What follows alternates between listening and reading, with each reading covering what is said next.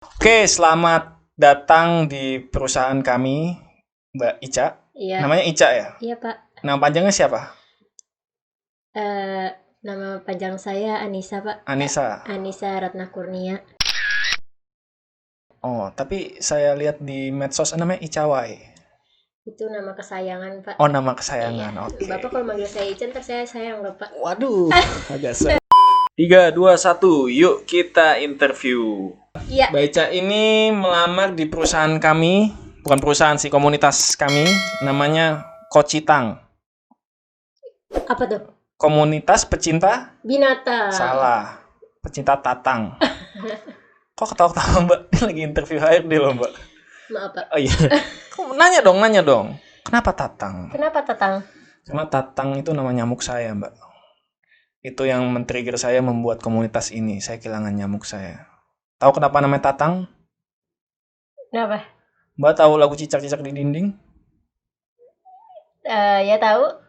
Lagunya kan cicak-cicak di dinding, diam-diam merayap. Tatang seekor nyamuk. Tatang. Tolong elus-elus perut ya, Kak. Cak, elus-elus perut ya. Itu nama nyamuk gua Tatang. Gua kehilangan dia. Tatang Sumarta. Ya, nama nyamuk gua. Jadi itu itu men-trigger saya untuk bikin komunitas ini. Saya kehilangan Tatang. Saya sangat sedih. Saya membuat komunitas pecinta binatang ini. Oke. Sekarang gantian. Oh ya, nama saya Adam. Saya lupa menjelaskan. Adam, HRD, Kocitang. Oke. Suaminya Bu Inul. Bu Inul, benar. Sekarang gantian giliran Anda, Mbak Ica, memperkenalkan diri Anda, silakan. Oke, saya Anissa. Udah, itu aja. Oke, saya Anissa. Usia mungkin? Saya usia 29 tahun ini. Terus mungkin background pendidikan, pengalaman. Background pendidikan saya antropologi UI. UI. Terus Universitas Indra Prasta Giri atau Universitas apa? Universitas Indonesia. Oke, bagus. Kemudian pengalamannya Anda apa nih? Saya pengalaman apa nih? Dalam apapun, hal apa nih? Dalam hal banyak pengalaman saya. Organisasi, pekerjaan, komunitas. Saya pernah kerja macam-macam sih. Dari kerjaan kantoran, peneliti. Terus bukan customer service, apa ya? Kayak collecting data gitu di komputer. Terus terakhir ya ini, jadi penyelamat hewan. Oke. Jadi emang kan karena emang background Anda ini sebelumnya penyelamat hewan, Anda tertarik nih melamar di Kocitang ini ya, berarti ya. Oke. Pertanyaan saya, ketertarikan Anda terhadap binatang tuh awal mulanya gimana? Dari umur berapa gitu? Jujur dari kecil tuh saya nggak pernah hidup tanpa binatang. Jadi dari umur berapa nih kecilnya nih? Kecil dari orok. Dari orok udah cinta binatang. Kalau ayah saya itu pelihara segala jenis binatang dari ikan, kucing, burung. Itu waktu itu pas saya lahir itu ada burung kutilang baru lahir juga. Jadi bareng lahirnya gitu. Makanya jadi saudaraan saya sama burung kutilang ya. Wah, hebat sekali Anda. Pengalaman yang tidak pernah terjadi pada setiap orang. Iya, langka ya. Langka. Oke, kenapa mesti burung kutilang? Kenapa nggak burung yang lain gitu? Ya, kenapa? Ya kebetulan aja kali ya. Oke. Jodoh. Backgroundnya emang dari keluarga, dari kecil. Dididik kali ya, mungkin udah terbiasa hidup sama binatang, jadi udah gede kalau nggak sama binatang tuh rasanya aneh gitu ya. Aneh gitu. Oke, jadi background dari keluarga. Terus mulai suka binatang banget tuh umur berapa? Usia berapa? Dulu masih umur 5 tahunan tuh saya pelihara ayam. Ayam warna-warni tuh, tahu kan? Ayam sepur. Apa sepur ya? Itu nuker pakai koran. Oh ya? Di pemulung. Enggak, jadi kayak di tukang loak bukan? Tukang loak yang suka bawa gerobak tuh, suka ada terserah mau tukerannya sama piring apa mau ayam gitu kan. Ya udah waktu itu mau pilihnya ayam. Oh, ayam. Dulu namanya Cici, ayam saya tuh. Terus ya tiap minggu, hari Minggu tuh bangun pagi buat dibawa ke kebun cari semut. Oh. Bisa nyanyi dangdut ayamnya. Cici Parabida. Maaf ya. Di Kocitang ini harus punya selera humor yang tinggi. Nah, tapi di situ saya sayang banget Cici udah kayak anak saya sendiri tuh waktu itu tuh. Tiap pulang sekolah pasti saya cariin tuh Cici gitu. Kalau telat kasih makan suka ketok pintu tuh si Cici. Suatu hari pulang sekolah Cici tuh nggak ada. Ya ampun, minggat ya. Dibawa sama bokap ke tukang servis sepeda. Oh, ini si Om ada-ada aja. Dibawa ke tukang servis sepeda. Gara-gara anaknya ulang tahun mau makan ayam. Bayangin ya, sedihnya gimana gue. Oh, jadi end up-nya di panci. Sedih banget tuh gue. Sebenarnya kayak apa ya? Sebel sama ayah gitu kan yang ngasih makan gue nggak tiap hari Minggu ajak jalan di Angon gitu, udah tahu namanya, setiap panggil Cici nyamperin gitu kan. Terus ya udahlah, habis itu nggak mau lah pelihara lagi karena sedih gitu kan. Nah kalau kucing sih dari dulu sebenarnya kayak ibu tuh sering kasih makan kucing jalanan gitu. Terus karena keseringan kan kucing dateng. Dulu namanya ada si kurus, si gemuk, sama si hitam. Itu ada 3. Itu sampai beranak pinak tuh. Dulu belum ngerti paham sterilisasi gitu kan. Sampai akhirnya dari Jakarta mesti pindah ke Bekasi. Itu nggak bisa bawa semuanya gitu. Itu sedih juga tuh. Masih ada yang tinggal ya binatang-binatang peliharaannya. Ya namanya kucing jalanan kan ya. Terus kalau untuk komunitas udah join berapa banyak komunitas nih sejauh ini? Dulu tuh saya di Garda Satwa Indonesia. Terus sekarang yang ownernya cakep. Titip salam. Boleh. Titip salam. Sepatu dia mau join Kocitang juga, diundang ke sini. Bisa. Asik. Bisa, tapi dia kayaknya gajinya lebih besar dari Bapak. Iya sih. Oke. Itu masih di Garda Satwa itu? Udah pindah bareng saya juga di yayasan yang baru, Nata Satwa. Pindah maksudnya? Kita bikin yayasan baru. Oh, tapi sama Mbak yang cakep itu? Iya, tetap. Masih mau diajak? Siapa tahu. Ya, siapin aja dananya ya Pak. Iya. Kocitang sih yang penting. Nanti Kocitang buat dia deh. Saya jadi karyawannya lagi, gak apa-apa. Oke. Kemudian selama berkutat di dunia komunitas pecinta hewan, animal rescue tuh Anda punya skill apa aja terkait binatang gitu? Mungkin bisa ngobrol sama binatang, sama kayak Aquaman gitu. Saya pernah ikut seminar bagaimana cara kita bicara sama binatang. Oke, apa? Caesar. Enggak, beda. Shoot gitu kan ada. Beda. Kalau Cesar Millan itu basicnya adalah dog psychology. Oh, dog psychology. Itu ada beneran? Ada beneran. Oke. Terus kalau yang gue pelajarin itu lebih gimana cara kita menyentuh mereka melalui gelombang alfa di otak kita. Ini beneran? Serius? Semua binatang? Gue juga bisa ngomong sama lo di gelombang alfa. Jadi setiap yang hidup ini otaknya itu punya beberapa gelombang kayak gelombang alfa, beta dan lain sebagainya, dan untuk terkoneksi satu sama lain itu kita ngobrol di gelombang alfa gitu. Udah pernah dicoba ke binatang? Udah. Works. Tapi buat gue ngobrol sama mereka ternyata jadi beban. Kenapa tuh? Ya karena mereka cerita yang menyedihkan gitu loh, dan gue tuh nggak kuat. Dia juga bisa komunikasi sama kita? Iya. Dua arah, nggak cuma satu arah. Jadi kan kita tanya gitu kan. Misalnya waktu itu gue ketemu anjing perutnya gede banget kan.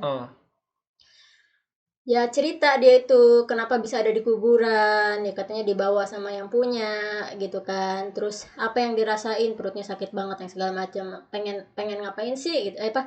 Harapan kamu apa? Harapan saya ya masih sama yang punya, gak apa-apa. Saya nggak sembuh nggak apa-apa. Yang penting saya mau sama yang punya, kayak gitu-gitulah.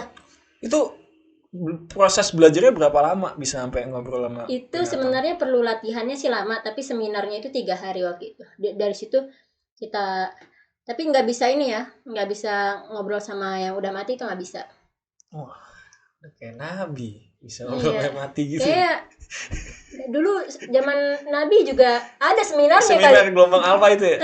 Ada gitu. Terus kalau misalnya newbie nih, kayak saya nih kan, saya kan baru mendirikan kocitang ini, terus Mm-mm. tiba-tiba ada ular sanca atau ikan hiu, buaya gitu, saya ajak Mm-mm. ngobrol gitu, kayak Ya nggak bahaya sih. yakin. Bahaya kalau kita ganggu mereka. Tapi kalau ngajak ngobrol gitu dia ngerti kayak Ya paling ular, ular, gue kamu mau dianggap ngobrol ular gitu. gila sama yang Saya, lihat. saya lihat. Tapi nggak bahaya bener. Kalau dari niatnya gitu ya kita datang, Enggak. ada ilmunya ya. Mm-mm. Itu pakai mistis gitu apa Sebenarnya enggak? sebenarnya tanpa kita ketemu berhadapan secara langsung pun enggak. Jadi kita kayak manggil dia di alam bawah sadar, kita manggil dia namanya, ciri-cirinya seperti apa, tadi muncul sendiri. Dari situ ntar kita bicara. Itu prosesnya panjang gitu loh. Butuh meditating, butuh fokus sama alam pikiran kita gitu. Tapi di luar mistis ini. Enggak ada Pakai mistis-mistisan. bener tenaga apa? Tenaga Karena dalam gitu sebenarnya ya. yang kita pakai ini cuma berapa persen doang loh, otak nggak nyampe 10%. Iya, itu saya pernah baca memang Uh-uh. artikel yang di film apa ya? Ada tuh yang kita tuh cuma pakai kemampuan. Doraemon. Bukan Doraemon. Apa ya? Ada, jadi kita memang memakai kekuatan otak kita tuh nggak nyampe berapa persen gitu. Mm-mm. Nggak nyampe 5% gitu Iya. kan. Dan kita naikin, jadi gini loh, ada si orang yang belajar ini itu apa ya namanya ya, biar lebih bermanfaat lagi, maksudnya biar lebih digunakan lagi sistem-sistem neuron segala macam Iya, itu. iya, di otak itu ya. Dari tiap gelombang itu gitu loh. Pantes gue belum amat ya. Ternyata belum 5% kita ya. Iya. Oke, kemudian Tapi mungkin lo emang gedenya cuma 5% kali. maksimal itu kayaknya, maksimal 5%. Udah mentok. Iya. Kalau ditambahin puter balik. Iya. Tiba-tiba ngomong sendiri gitu. Oke. Saya mau nanya lagi nih terkait pecinta binatang nih. Sebenarnya Mbak Ica tuh ada fobia nggak sama binatang? Coba. Ya kali, kan bisa diajak ngobrol, santai lu gitu kan, bisa kan? Tapi kecoa tuh sotoy. Tapi di mana ya? Saya lupa, di Jepang itu kalau nggak salah tuh dianggap dewa loh. Maksudnya binatang sakti gitu loh. Ya sakti kan, emang sakti Nggak dia kalau mati-mati gitu kan. ada bom nuklir pun. Iya, nggak mati kan. Saking saktinya dia kalau terbang orang bilangnya babi. Iya. Terbang babi. Ada tuh teman ngeliat cowok terbang bilang mertua gitu. Tapi hati-hati. gue enggak. Bukan lo ya. Cinta mertua kan temen gitu kan. Oke. Jadi tetap takut sama kecoa. Takut, tapi ya pengen bunuh juga, kesian gitu ya. Punya Tapi keluarga. udah dibicarakan baik-baik, kadang suka GR gitu kan dia. Bisa. Iya. Ya lu coba deh kalau misalkan pergi malah nyamperin kan dia.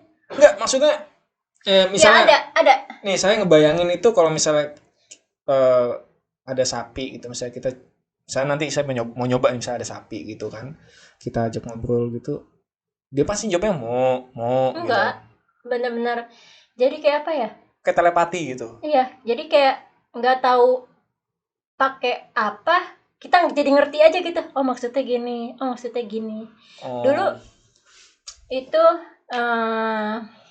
guru gue yang ngajarin ini kan dokter hewan ya. Dia itu mindahin sekelompok gajah di Aceh supaya enggak melewati pemukiman warga, supaya enggak jadi konflik. Iya. Itu benar-benar pakai ini, jadi kedeteksi gitu kan, diarahin. Awalnya ya agak berat karena mereka sebenarnya punya ego juga, binatang itu juga punya ego. Kayak ini kan lalu lintas perjalanan yang biasa kita lewatin gitu kan. Kenapa sekarang jadi nggak bisa gitu kan? Ya dijelasin baik-baik, kadang suka masih susah terima dianya gitu kan, karena nggak ngerti maksudnya apa sih yang dimaksud dengan konflik sama keluarga tuh apa sih gitu.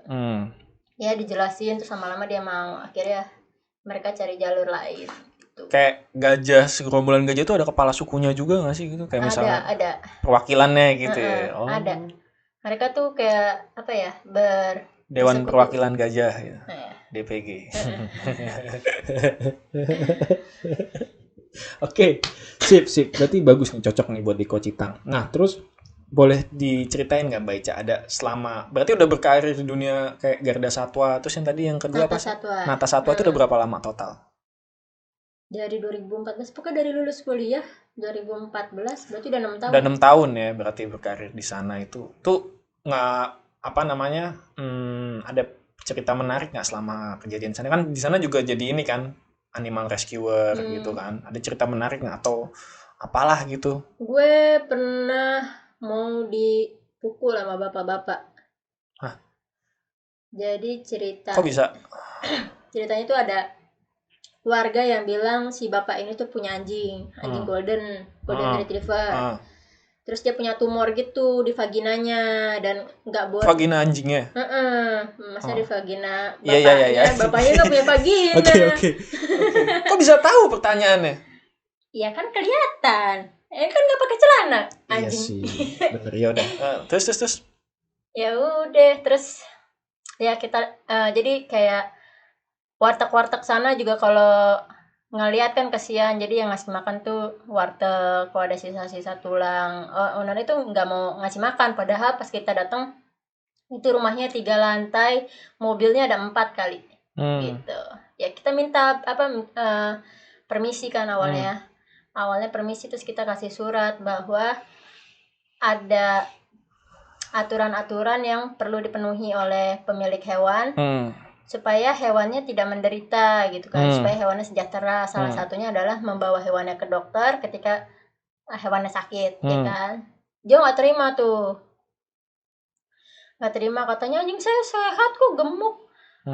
Anjing saya banyak yang suka, buktinya tuh tetangga saya pada suka ngasih makan kayak gitu, padahal ngasih makan kan karena kasihan ya, gitu kan. Kayak gitulah. Terus ngapain kamu urusin anjing saya, masih banyak di sana tuh anjing-anjing yang terlantar, urusin aja anjing yang terlantar. Anjing saya baik-baik aja. Akhirnya kita ke kantor polisi, minta pendampingan gitu kan. Datang lagi marah lagi dia. Situ ya dia pergi sekarang juga atau saya tonjok kamu gitu. Ya gue sih diem aja di situ nungguin ditonjok gitu kan. Maksudnya kalau gue ditonjok gue bisa ya visum segala macam, perkarain gitu kan. Sayangnya enggak, keburu polisinya yang ngikut gue, bukannya bantu backup gue, malah gue diseret supaya enggak terjadi masalah. Oh iya, dijauhin gitu ya. Jadi endingnya itu anjing enggak ke rescue gitu loh. Ya gue cuma berharap semoga ownernya diberi hidayah, dari pencerahan gitu. Semoga terbuka hatinya. Amin. Itu sampai dia bilang anjing saya makanannya mahal gitu kan, dikeluarin tuh makanan, pas dibuka itu udah sampai ada kupu-kupu anjir. Kupu-kupu? Serius. Saking gak dibuka terus ditutup lagi sama dia. Dog food apa makanan kupu-kupu? Dog food apa tapi ya? Ada kupu-kupu. Kumbang kali ya, apa sih namanya tuh? Ya kutu lah, kecoa. Ya pokoknya gitu serangga. Oke, kemudian ini kan berarti kan sifatnya non profit ya kalau ikut komunitas gini. Nah itu kalau untuk diri Anda sendiri tuh gimana terkait, ya kita kan namanya orang kerja kan pasti butuh income juga gitu. Kalau dari Anda sendiri gimana nih kan untuk pertimbangan kita masih income? Income sih standar UMR gitu. Tapi kalau gue pribadi, gue kerja di sini nggak nyari gaji. Tapi emang lebih ke fulfillment, apa ya? Mungkin misi hidup. self esteem lah ya. Gitu. Jadi ya udah dengan berinteraksi sama hewan, nolongin hewan tuh udah ngerasa merasa penuh gitu hatinya gitu lah. Itu sih mencari ketenangan juga, karena ketika gue ngelihat sesuatu yang mengganggu pikiran gue, misalnya ada ngeliat kucing ketabrak mobil terus gue nggak bisa bantu, itu kan bikin gue kepikiran itu. Iya, kepikiran lah. Nah misalnya nih, sorry nih, misalnya lagi di tol nih, kan banyak tuh Mbak tahu kan di tengah-tengah jalan yang kucing ketabrak segala macem, itu jadi kepikiran gitu setiap Iya, kepikiran. Nyetir jadi nggak fokus gitu. Saya sih nggak bisa nyetir. Ya masa disetirin orang gitu tiba-tiba. Apa tuh? Kalau udah masuk tol sih nggak berani kiri kanan. Emang se-horrible itu, semengerikan itu kalau ngelihat kucing. Banyak, apalagi di sisi kanan. Iya, tengah-tengah gitu karena kan. Kayak apa ya? Mungkin ada orang jahat yang sengaja taruh di sisi kanan supaya lebih cepat matinya. Kayak nggak mungkin deh Mbak kalau orang jahat Mbak. Pas naruh orang udah ketabrak juga Mbak kayaknya Mbak. Kan dilempar lah. Dilempar ya. Udah nggak mikirin naruh baik-baik. Iya bener. Jadi faktor kesengajaan tuh ada ya di tengah kucing ketabrak gitu ya. Oke. Kemudian nih, itu kalau saya boleh tahu nih, itu ada tato anjing di tangan Mbak, itu sejarahnya gimana Mbak? Bisa dikasih lihat mungkin Mbak, kamera. Ini sahabat baik saya setelah Aca. Oh iya. Aca siapa? Aca istri Bapak. Oh istri saya. Oh iya, saya udah nikah. Aca apa Inul? Kemudian ini jadi ya dia yang selalu nunggu gue pulang. Jadi lebih saya, namanya siapa? Mowgli. Lebih saya Mowgli apa Cici? Ayo. Beda lah. Lo nggak bisa. Kok nggak bikin tato Cici? Curang berarti Anda. Lupa mukanya kayak gimana aja. Ya, ayam kan sama mukanya. Ya. Mowgli mukanya beda sama anjing. Beda lah. Ayam kan mukanya sama. Anjing beda-beda mukanya. Anjing beda-beda. Oh iya. Itu kenapa bisa falling in love with Mowgli? Dia yang bikin gue bahagia. Bikin gue merasa dicintai. Bikin gue merasa berarti gitu.